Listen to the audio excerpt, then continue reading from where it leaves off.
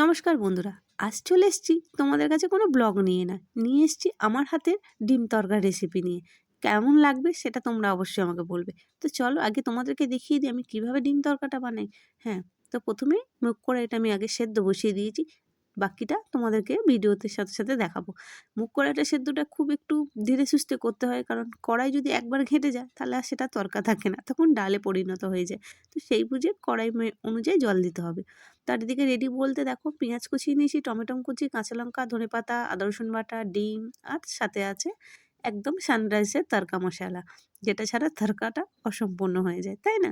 তো এদিকে জোগাড়ের সাথে সাথে তো চলো ওদিকে কড়াইটা তো সেদ্ধ হয়ে গেছে। তো আমি প্রথমে ফার্স্টে ডিমটাকে ভালো করে ঝুড়ি ঝুড়ি করে ভেজে নেবো। তো ডিমটা আমি আলাদা করেই ভাজি, কারণ ডিমটা পেঁয়াজের সাথে ভাজি না, তো নালে তরকাটা ঠিক তরকার মতো লাগে না, পেঁয়াজের সাথে দিলে না একদম ঘেঁটে যায়। আর এই অবস্থায় দিলে বেশ ডিমের মানে তরকার মধ্যে ডিমটা সুন্দরভাবে দেখা যায়, আর খেতেও টেস্টি লাগে। আর এদিকে তরকারি করার জন্য আমার কড়াইটা দেখো একদম মনের মতো ঝরঝরে একদম কড়াই সেদ্ধ হয়েছে, যেটা আমি চেয়েছিলাম। আর কড়াইটা দেখো কত সুন্দর না, একদম ঝরঝরে হয়েছে, আর দেখো পুরো নরম হয়ে গেছে। তো যেরকমটা চেয়েছিলাম পারফেক্ট হয়েছে। এবার চলো মেন রেসিপিটিতে ফিরে যাই। তো এবার প্রথমে কড়াইতে সর্ষের তেল দেবো।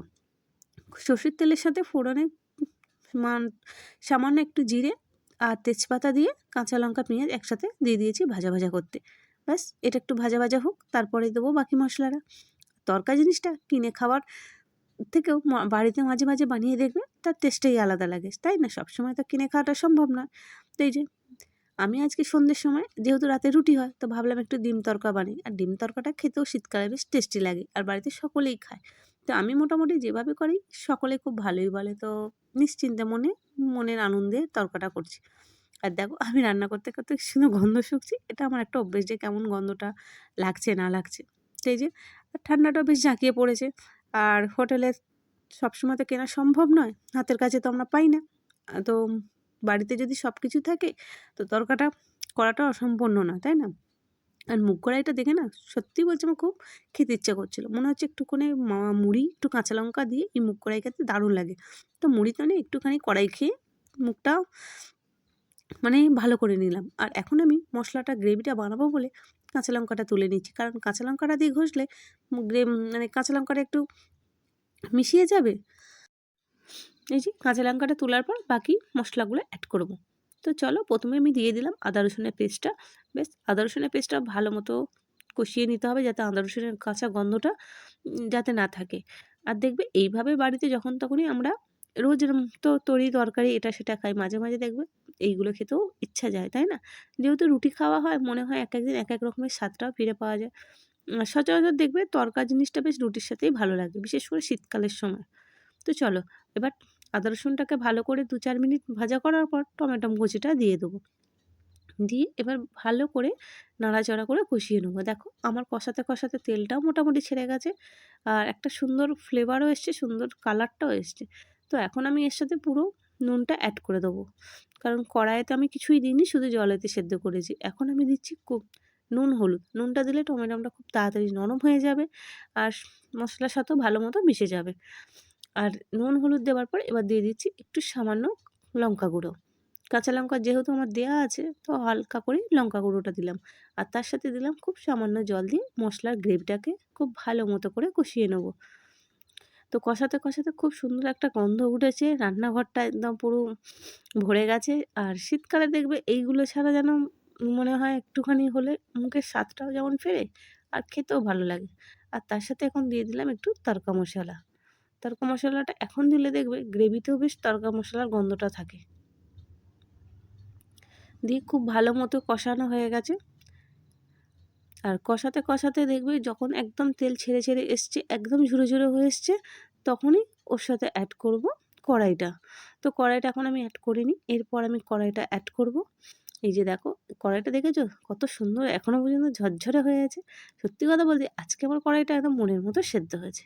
ব্যাস কড়াইটা দিয়ে খুব ভালো মতো করে মশলার সাথে একদম কষিয়ে নেব, যাতে সব পুরোপুরি মশলার ফ্লেভারটা এর সাথে চলে যায়।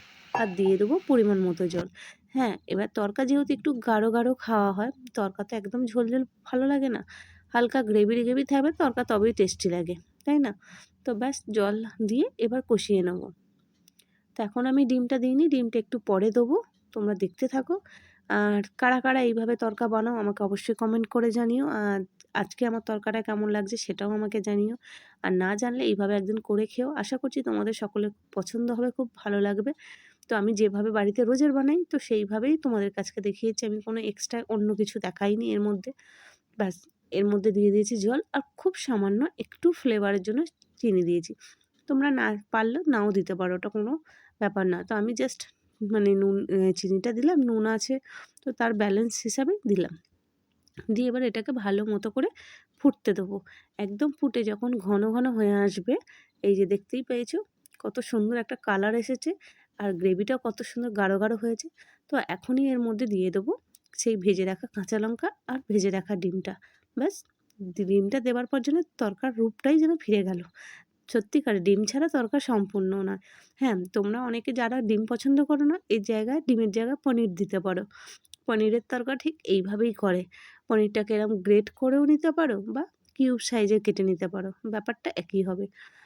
তো আমি তো এখনও পনিরের তরকা করেছিলাম মাঝে একদিন, তো সেভাবে হয় না, ডিম তরকাটাই আমার বাড়িতে বেশি হয়। তো তোমরা চাইলে এইভাবে করতে পারো। ব্যাস দেখো কত সুন্দর লাগছে না?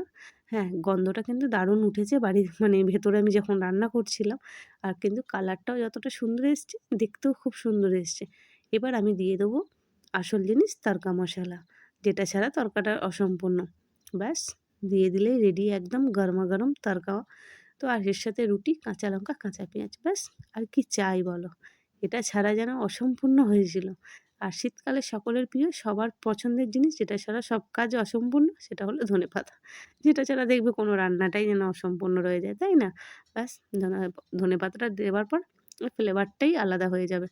আর তোমরা চাইলে এই সময় হালকা একটু বাটার দিয়ে এটাকে গ্রেভিটাকে বন্ধ করে দিতে পারো। তো এখন আমি বাটার দেবো না, আজকে আমার বাড়িতে বাটার নেই, তা বাটার দিলাম না। তোমরা চাইলে বাটারও দিতে পারো। বাটার দিলে ওর টেস্টটাও আরেকটু সুন্দর আসে। তো আজকে আমার এই রেসিপিটা কেমন লাগলো অবশ্যই আমাকে কমেন্ট করো, আমি সেই কমেন্টের আশায় রইলাম।